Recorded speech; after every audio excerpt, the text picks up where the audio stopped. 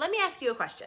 What determines the way that you sound? What makes you sound like you? Broadly speaking, influences on a voice can fall into 3 different categories. They are physical, cultural, and environmental. Let's talk about physical first. So physically, the size and the shape of your vocal tract shapes your voice, but not as much as you may think. Just like any other part of the body, when we focus on a muscle or a structure and we really work on it, it becomes stronger. Now, up until this point, you've been doing that unconsciously, just as you talk every day. But through voice transition, you're bringing conscious awareness to what muscles actually control your voice, to how you've previously been using them, and then exploring what your voice can sound like if you focus on engaging them differently. But just like building muscle strength anywhere else in your body, it takes commitment, time, and repetition. So yes, your voice is affected by the size and the shape of the muscles and structures of your vocal tract, but they are manipulable and changeable to a large degree. Okay, so outside of physical influences on the voice, there are also cultural and environmental changes as well. It's probably not surprising that culture can have a very large impact on the voice, from your rate of speech to how much intonation or musicality is in your voice. Even your pitch and resonance are influenced by your culture. How close you stand to someone when you speak, how much eye contact you make,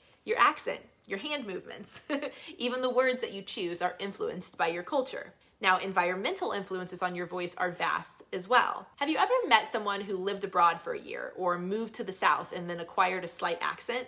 Or find yourself using similar words and phrases to your friends or your loved ones that you spend a lot of time around?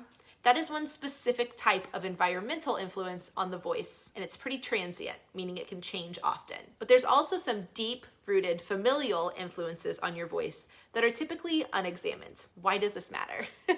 Well, to really choose the parts of your identity that you want to carry through to your transitioned voice, you have to examine what created your voice to begin with and decide which messages and influences that you want to leave behind and which ones you want to carry into the future. Now, that process starts with reflection. Reflecting on how your history has influenced your voice, what messages about how you should be and exist in the world have been told to you, and who you hear in your voice when you speak. For example, for me, I can pinpoint really specific influences that shine through in my voice today. When I speak, I hear the strength and assertiveness of my mother, often the dry wit or inappropriate humor of my father. And when I go home for the holidays, I'm often possessed by the whiny 12-year-old voice that comes from fighting with an older brother. Now, my voice is not only influenced by who I was raised with, but also the messages that I was told about how I should exist and express myself in the world. I have often been told that I talk too fast, that I'm too loud, that I talk too often, or that I need to be sweeter or smile more, not take up as much space in the world. I encourage you to examine the messages that you've been told about how you should sound as you grew up. By doing that, you can then look forward and explore how you want to express your identity through your voice. For example, when I'm working, parts of my identity I'd like to communicate are honesty, openness, and knowledge. For me, that translates to a warmer tone, very little breathiness, and undeniable assertiveness.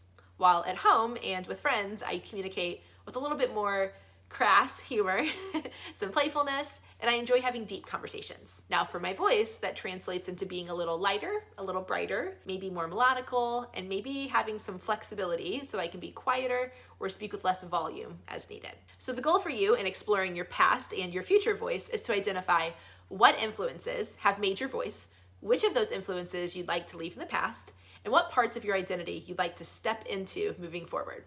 Now, if you want to translate those identity characteristics into actual voice qualities that you can identify and then change, this is exactly what we do in Undead Voice Lab. In fact, this very talk that you just listened to is directly pulled from one of the voice transition courses that make up the curriculum of Undead Voice Lab. I would love to work with you through this process and help you mold and shape and choose how your voice presents.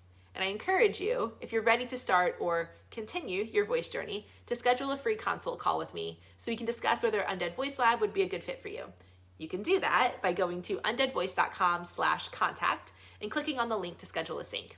I can't wait to meet you. Bye.